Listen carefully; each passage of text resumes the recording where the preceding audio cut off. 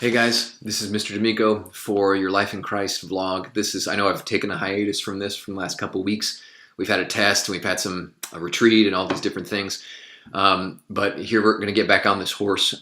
Today we're going to do the first unit, the first lesson of our third unit, which is on the Ten Commandments. And before we talk about the Ten Commandments, I want to take a moment and talk about something else that's actually more basic, something very fundamental, something hopefully that's common, a desire that's common to all of us. And it's the word friendship. Friendship. If you were in class on the 13th of November, we would have been reading an article that is posted online on our Google Classroom that talks about friendship and how Aristotle thought about friendship. You know, as modern human beings today, we don't think too deeply about friendship. We just think it's something that humans are capable of, and you're kind of born with that ability. Aristotle didn't think that. Aristotle thought that real friendship, deep friendship, was actually very rare, and that some people weren't capable of it.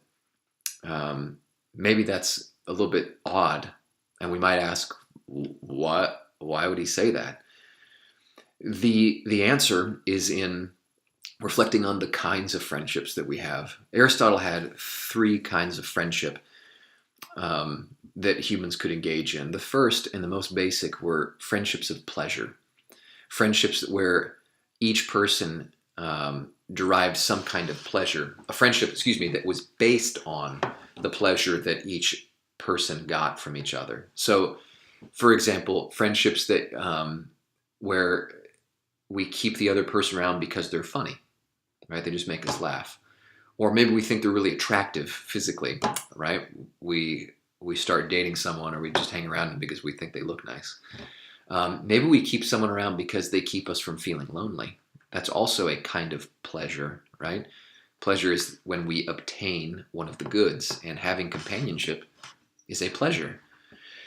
And or maybe we keep them around because they're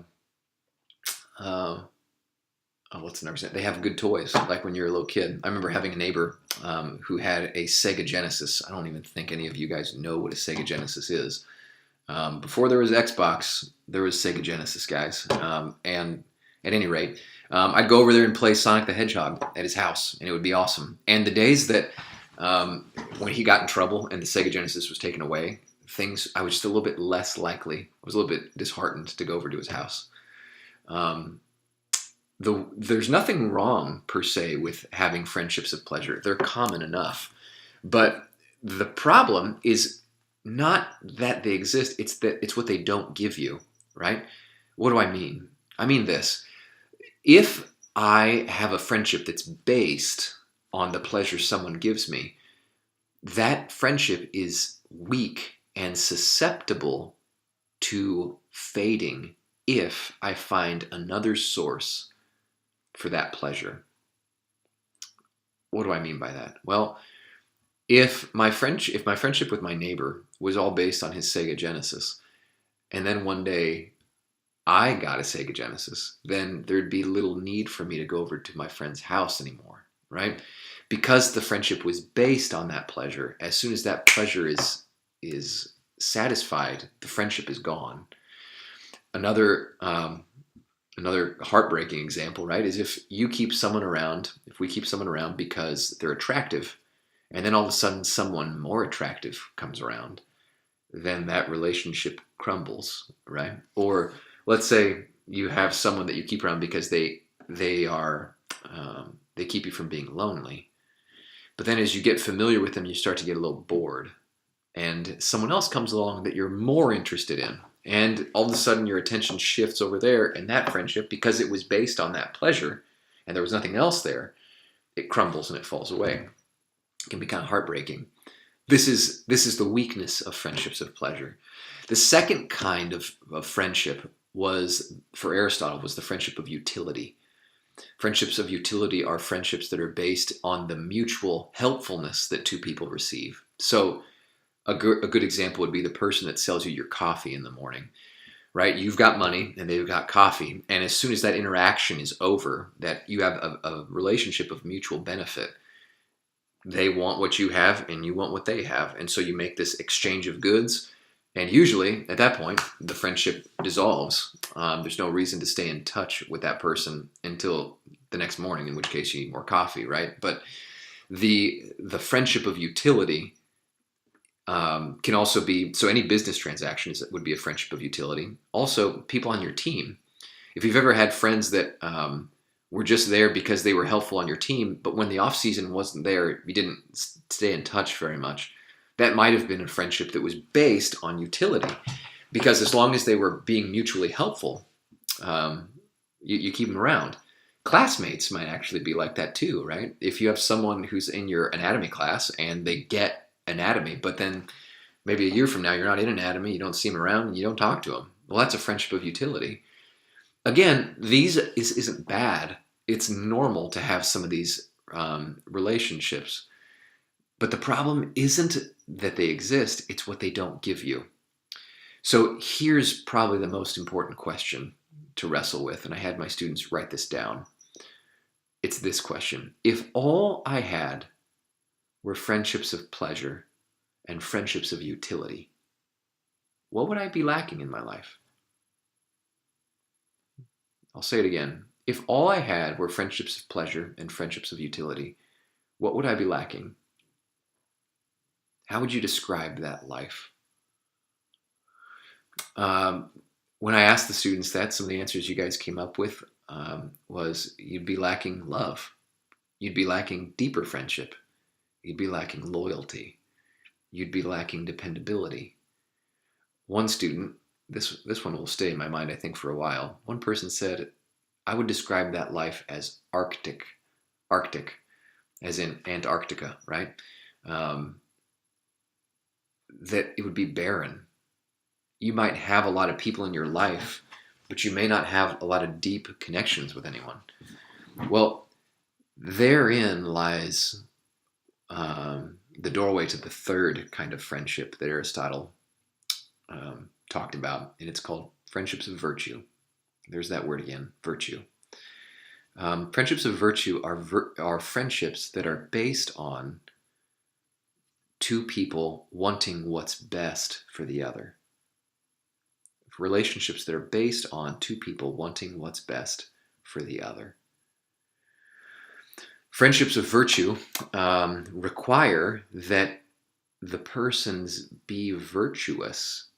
In other words, you can only be a virtuous friend to the extent that you are virtuous.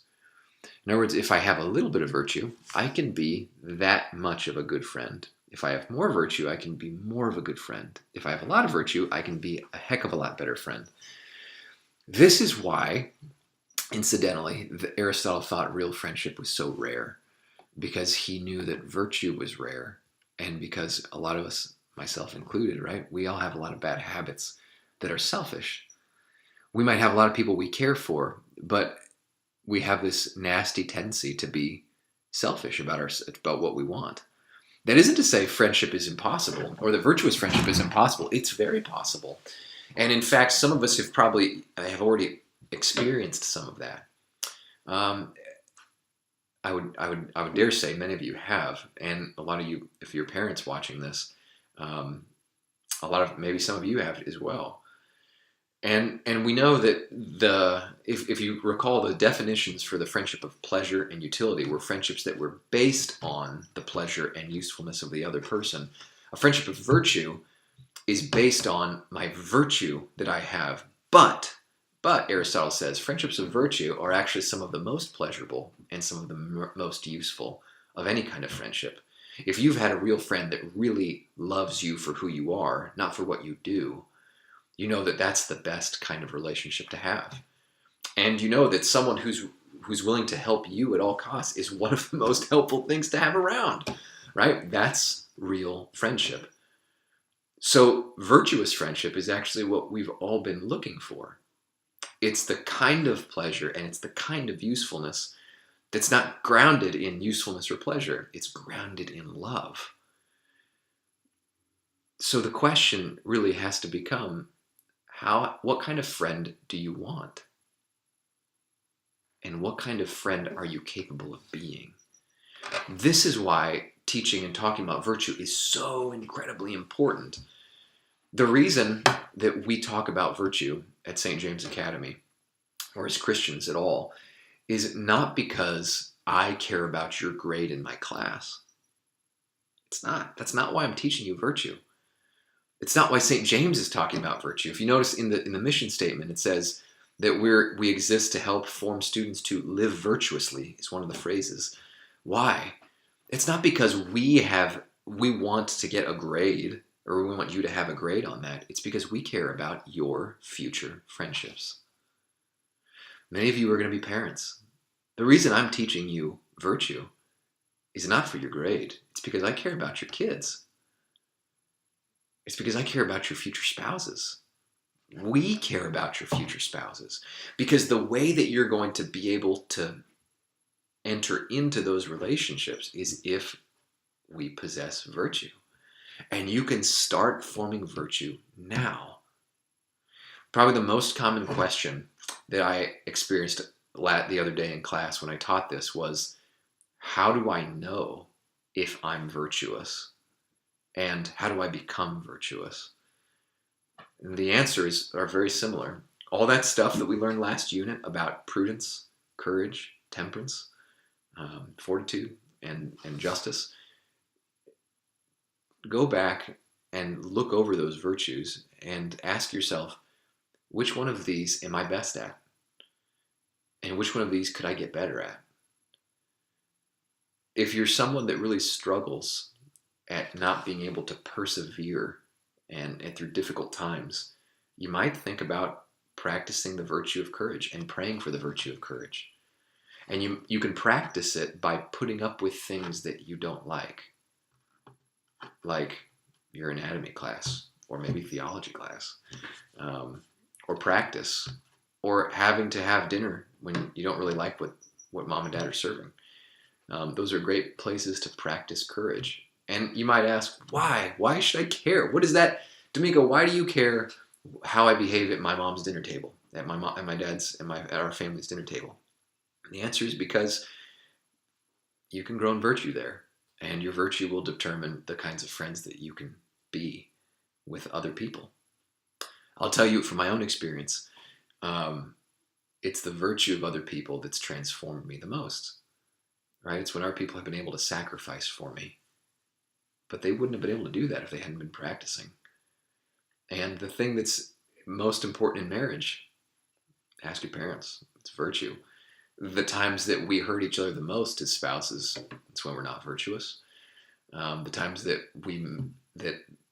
we're able to form the deepest connections with the people in our families are when we are able to be virtuous. It all comes down to virtue, and we have a God that wants your virtue to increase, and he's giving you grace, and he's giving you a chance to learn about virtue so that you can be and enter into the relationships that you've always wanted. So as we look through these 10 commandments, we're going to be looking specifically at their role in making us better friends. Because the commandments, we so often think of them as rules, but really they're the means by which we get what we always wanted. And being able to see it that way, man, it changed my life. And I think it'll change a lot of ours too if we let it. So this has gone on long enough. Mr. D'Amico for Life in Christ and for virtuous friendships everywhere. Signing off. Have a good day.